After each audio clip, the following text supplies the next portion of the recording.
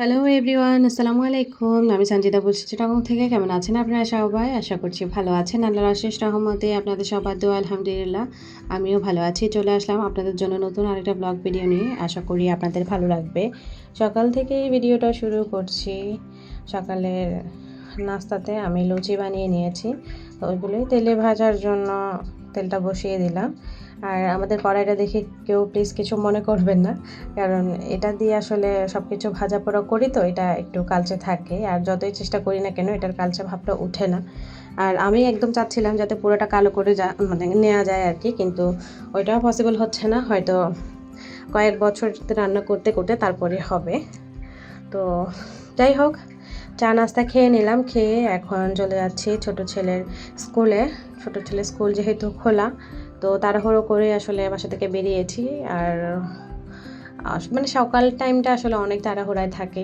সেটা সব গৃহিণীরাই থাকে হয়তো, কারণ বাচ্চা কাচ্চা আছে, সংসারের কাজও আছে, সব কিছু মিলায় আসলে সকালেরটা খুব তাড়াহুড়ো হয়ে যায়। আর আমার যদি এমন হতো যে আমি দিয়ে চলে আসতে পারতাম আমার ছেলেকে, তাইলে হয়তো আমার প্যারাটা একটু কম হতো, বাট সেটা তো আর পসিবল না। তো যার কারণে আসলে আমার অনেকটা হ্যাসেল হয়ে যায় সকালবেলায়।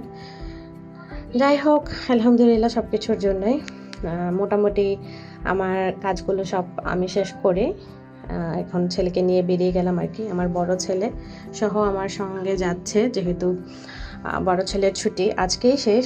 তো যে কয়েকদিন অবশ্য বড় ছেলে থাকা অবস্থায় ছোট ছেলের স্কুল খোলা ছিল, বড় ছেলে আমার সঙ্গেই গিয়েছে। আর আমি ওকে আসলে বাসায় একা রাখতেও পারতাম না, কারণ আমার বড় ছেলে একটু দুষ্টুমি করে। আসলে একটু না, অনেক বেশি দুষ্টুমি করে। দুষ্টুমি বলতে ওর হয় কি যে ও কোথাও স্থির হয়ে বসে থাকতে পারে না। মানে যে কোনো কিছু নিয়ে ওর ওইটার ভিতর কী আছে সেটা দেখার চেষ্টা করে, যে এখানে কি আছে, এটার ভিতরে কিভাবে কি হয়েছে।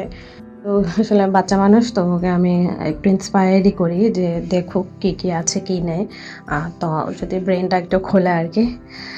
তো এদিকে বাসায় আসলাম। বাসায় এসে খেয়ে দিয়ে ফ্রেশ হয়ে আবার বড় ছেলেকে নিয়ে মাদ্রাসায় চলে আসলাম, যেহেতু বড় ছেলে হচ্ছে ছুটি শেষ। গত 2 দিন আগেই ওর ছুটি শেষ হয়েছিল, বাট 2 দিন মানে সাথে সাথে তো বাচ্চারা আসে না, যার কারণে আমি 2টা দিন লেট করেছি।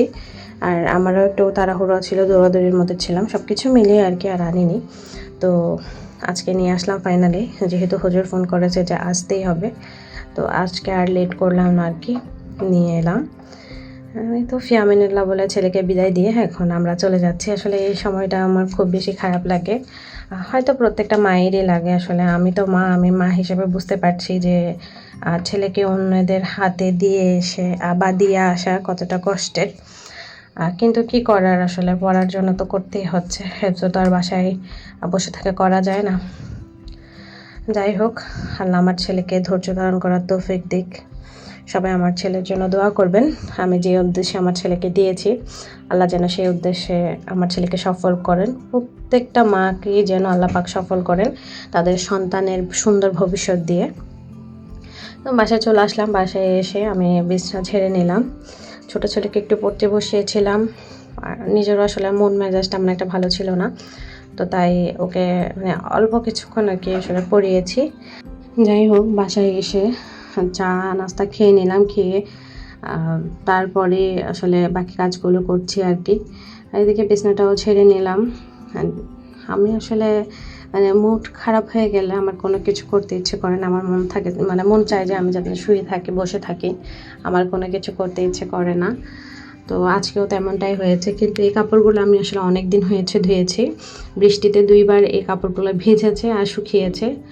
তো যার কারণে আসলে আমার ভাবলাম যে না, আর এগুলো আসলে ফেলে রাখলে চলবে না, এগুলো আজকে ভাঁজ করে না ঢোকালেই না।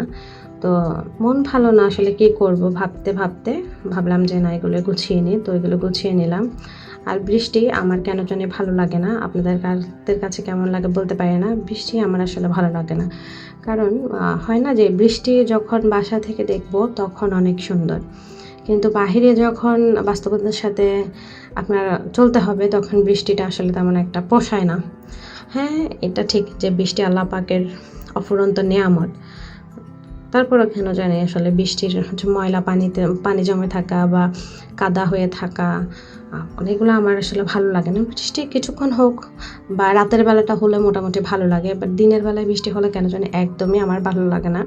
কারণ দিনের বেলায় তো বের হতে হয়, বাচ্চাকে নিয়ে বের হচ্ছি, নিজের কাজে বের হচ্ছে, কত কিছুতেই বের হচ্ছি। আর আমরা যেহেতু বোরকা ক্যারি করি, বোরকাটা আসলে খুব বেশি নোংরা হয়ে যায়। নর্মালি হচ্ছে জামা পেরে বের হলে তেমন একটা নোংরা হয় না, বাট বোরকাটা যেহেতু লম্বা থাকে অনেক বেশি নোংরা হয়ে যায়। আর ছাতা ধরতে মাথার উপর আমার একদমই পছন্দ না। সব কিছু মিলে আর কি বৃষ্টি তেমন একটা আমার ভালো লাগে না দিনের বেলাটাতে। তো তাই আর কি বলছিলাম। যাই হোক, কাপড় চোপড় শুকাতে দিতেও অনেক আসলে অসুবিধা হয়ে যায়, যেহেতু আমরা ছাদে কাপড় দিই।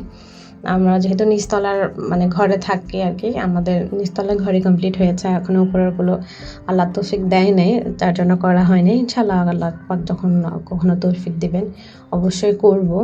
আর পার্কিং আছে ঠিকই, বাট পার্কিংয়ে এমন স্পেস করা হয়নি এখনও যে কাপড় শুকাতে দিব, মানে দড়ি টাঙানো যাচ্ছে না, কারণ এগুলো যেহেতু মানে কাজ করানো আর কি, ফাউন্ডেশন দেওয়ানো, তো ওখানে হচ্ছে আপনার মানে ডিল করা ছাড়া কোনো প্যারাক দেওয়া যায় না আর কি। যার কারণে হচ্ছে কখনোই আমি দৌড় টাকাতে পারছি না। আজকে 2 বছর আমরা নতুন ঘরে উঠেছি, বাট এটা আমি এখনও করতে পারিনি। আমি জানি না কখনো করতে পারবো কি না আদৌ। তো যার কারণে আসলে একটু হ্যাসেল হয়ে যায় আর কি। যাই হোক, সব কিছুর জন্যই আলহামদুলিল্লাহ, আল্লাহ যতটুকু রেখেছেন আলহামদুলিল্লাহ ভালোই আছি। আর এই তো এখন আমি কাপড় যেগুলো ভাঁজ করেছিলাম আর কি ড্রয়ারে ঢুকিয়ে নিচ্ছি। আমি জানি না, আমার কাপড় ধুতে ভালো লাগে, বাট কাপড় হচ্ছে ছাদে গিয়ে মেলে দেওয়া, কাপড় ভাঁজ করা আমার বেশি প্যারা লাগে। হয় না যে কিছু কিছু জিনিস আসলে মানুষের অপছন্দের থাকে, তো আমার এই জিনিসগুলো অপছন্দের আর কি। মানে করি ঠিকই, কিন্তু মন থেকে করতে ইচ্ছে করে না। যাই হোক, জায়গার জিনিস আমি জায়গায় গুছিয়ে রাখলাম, কারণ ঘরটা গোছালো হয়ে থাকলে ভালো লাগবে না। এত কষ্ট করে ধুয়েছি, ভাঁজ করেছি, আর রাখতে কতক্ষণ। ড্রয়ারগুলো মোটামুটি ফাঁকা, তো ভালোই লাগছে, মানে খুব ইজিলি মুভ করা যাচ্ছে আর কি।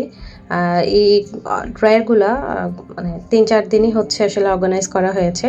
আপনাদের ভাইয়ার যতগুলা পুরাতন ছিল বা যে জামাগুলো শার্ট প্যান্টগুলো সে পরছিল না আর কি, ওগুলা সবগুলো হচ্ছে একটা আলাদা করে রেখে দেওয়া হয়েছে কাউকে দিয়ে দেওয়ার জন্যে। আর এটা আমি আসলে মাসে একবার হলেও অন্তত করি, কারণ আপনাদের ভাইয়া প্রচুর কাপড় আনে, আর 2-1 বার পরার পর ওর যদি ভালো না লাগে সে কাপড়টা সে পরে না। তো ওইটা আবার আমরা হচ্ছে না যে ফেলে রাখি না, আমি কাউকে না কাউকে দিয়ে দিই, যাতে কারো না কারো উপকারে আসে। যাই হোক, এখন হচ্ছে সে মুরগি এনেছে, তো মুরগিটা আমি আসলে বের করলাম। মাশাআল্লাহ মুরগিটা কিন্তু অনেক বড়, অনেক হেভি। তো আমি ওকে বলছিলাম আর কি যে এত বড় একটা মুরগি তুমি 4 পিস করে আনলেই পারতে। আসলে এটা মানে কাটতে আমার অনেক বেশি কষ্ট হয়েছে। মুরগিটা কিন্তু অনেক বড়, প্রায় 3 কেজির কাছাকাছি মুরগিটা। 2.5 কেজি থেকে বেশি, 3 কেজি থেকে কম।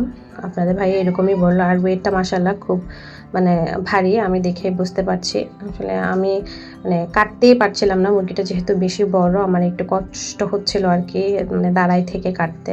তো বসলে হয়তো ইজি হইতো, বাট দাঁড়াই তো অনেক বড় মুরগি, আর আমি হাতে টেনেও ছিঁড়তে পারছিলাম না, অনেক বেশি প্রেশার লাগছিল। নর্মালি ছোটো মুরগিগুলো খুব ইজিলি হচ্ছে মানে ছেঁড়া যায়, বাট এটা কষ্টই হচ্ছিল। যাই হোক, করে নিলাম। আপনাদের ভাইয়া মাঝে মাঝে হয় কি যে ওকে যদি আমি বলি যে মুরগি কেটে আনিও, তাহলে সে একদম হচ্ছে কি বলবো ওইগুলোকে ছোট ছোট পিস করে নিয়ে আসে। আর যদি বলি যে আস্ত নিয়ে আসিও, মানে 4 পিস সে বোঝে না, সে একেবারে গোটাই নিয়ে আসে আমার জন্য। তো যখন আমার এরকম কষ্ট হয় আর কি, কী আর করবো, পুরুষ মানুষ যখন যেটা মাথায় আসে তখন সেটাই করে। আবার ওনাকে তো কিছু বলাও যাবে না, আর আমি সহজে কিছু বলিও না। প্রথম প্রথম দেখতাম যে কয়েকবার কিছু বললেই সে একদম খুব রেগে যেত, মানে আমার সাথে না, মানে হয় না যে বাসার কেউ না কিছু বললো, একবারের বেশি 2 বার বলেছে সে তো একদম ফায়ার। তো সেই থেকে আমি শিক্ষা নিয়ে নিয়েছি, আমি ওকে কোনো কিছু সহজে আর কি বলি না যে এটা কত দাম দিয়ে এনেছো বা এটা কতটুকু। সে মানে খুব রাগারাগি করে এটাতে, যে আনার এনেছি খাও, দেখো, বা মানে যেটা যে যে কাজের জন্য আনে আর কি, যে বলে যে কাজের বাইরে এত কথা বলার দরকার কি, টাকা গেলে আমার গিয়েছে, আমি কত দিয়ে এনেছি বা কতটুকু তোমাদের এত জানার দরকার নেই। তো যার কারণে আমি একটু ভয়ে কখনো জিজ্ঞাসা করি না।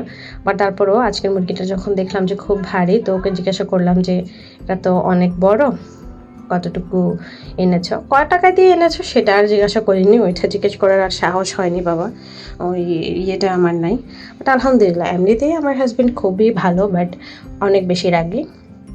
হয় না যে রক একদম টেরা, নাকের আগায় মাছি বসতে পারে না, কিন্তু সে মানুষটা খুবই ভালো, তাই না? যে আপনি যখন তাকে মানে স্নেহ করবেন বা তার কথা মতো চলবেন, সে আপনাকে একদম কলিজাটা কেটে হচ্ছে খাওয়াই দিবে। বাট যখন হচ্ছে যে ওর মনের মতো কিছুই হলো না, ও মানে তখন কি করে সে নিজেও জানে না। তো চেষ্টা করি যে ওর পছন্দ অপছন্দের দিকে খেয়াল রাখার। আসলে এটা আমি ওয়াইফ হিসেবে আমার দায়িত্ব। আর এটা করলে যেহেতু আমি ভালো থাকি বা আমার সব কিছু ঠিক থাকে, তাহলে কেন না? হয় না যে হাজব্যান্ডের আসলে বেশি কিছু চাহিদা থাকে না। আমি আমার হাজব্যান্ডকে দেখে বুঝলাম আর কি। সে খুব পরিপাটি একজন মানুষ। সে পরিপাটি থাকতে পছন্দ করে আর ক্লিয়ার কাট খুব বেশি পছন্দ করে। সে লুকোচুরি একদমই পছন্দ করে না। তো আসলে হাজব্যান্ডরা যেভাবে থাকতে পছন্দ করে বা যেভাবে চলতে পছন্দ করে, আমরা ওয়াইফরা যদি সেভাবেই হাজব্যান্ডের মনের মতো হয়ে থাকি, তাহলে দেখবেন যে আপনি ওর থেকে সব কিছু আদায় করে নিতে পারবেন। আপনার আর কোনো কিছুর জন্য ভয় পেতে হবে না, বা মানে হয় না যে মনোমালিন্য কখনোই হবে না। যদি একবার আপনি তার মন জয় করতে পারেন, সে আপনার জন্য সারা দুনিয়ার সাথে লড়াই করবে। মোট কথায় বলা যায় যে একটা নারী চাইলে পুরুষকে দিয়ে সব কিছু করাতে পারে তার ভালোবাসা দিয়ে। তো যেটা আমরা ভালোবাসা দিয়ে করতে পারবো, কেন সেটা নিয়ে ঝামেলা করব, ঝগড়া করব? তার তো কোনো প্রয়োজন হয় না। যাই হোক, আপনাদেরকে অনেক কথা বলে ফেললাম। হয়তো কারো ভালো লাগবে, কারো ভালো লাগবে না। যদি আমার কথায় কোনো ভুল ত্রুটি হয়ে থাকে, ক্ষমা সুন্দর দৃষ্টিতে দেখবেন। তো এখন আমি হচ্ছে মুরগিটা কেটে ভালো করে ধুয়ে নিয়েছি। তো চুলায় বসিয়ে দিচ্ছি। আসলে অনেকটা লেট হয়ে গিয়েছে আর শরীরটা একদম ভালো লাগছিল না। তো ভাবলাম যে এখন আর কোনো কিছুই করব না। কিছু কাপড় ধুতে চেয়েছিলাম, বাট বৃষ্টির যে একটা অবস্থা, কোন সময় যে বৃষ্টি চলে আসে তার কোনো ঠিক নেই। তো আপনাদের ভাইয়াকে বললাম যে এখনই ভাত খেয়ে আমি শুয়ে যাবো। আসলে আমার খুব বেশি খারাপ লাগছে। যাই হোক, দেখতে দেখতে ভিডিও শেষ পর্যায়ে চলে এলাম। আমার আজকের ভিডিওটা আপনাদের কাছে কেমন লাগলো অবশ্যই একটা লাইক কমেন্ট করে জানাতে ভুলবেন না। আমার চ্যানেলে নতুন হয়ে থাকলে আমার চ্যানেলটা সাবস্ক্রাইব করে আমার পাশেই থেকে যাবেন, যাতে যখনই আমি নতুন ভিডিও দিয়ে আপনাদের কাছে নোটিফিকেশন পৌঁছে যায়, আপনারা আপনাদের সময়সূচি বুঝে আমার ভিডিওটি দেখে নিতে পারেন। আজকের মতো এখান থেকে বিদায় নিচ্ছি। সবাই ভালো থাকবেন, সুস্থ থাকবেন। দেখা হবে নেক্সট কোনো ভিডিওতে। আল্লাহ হাফেজ, আসসালামু আলাইকুম।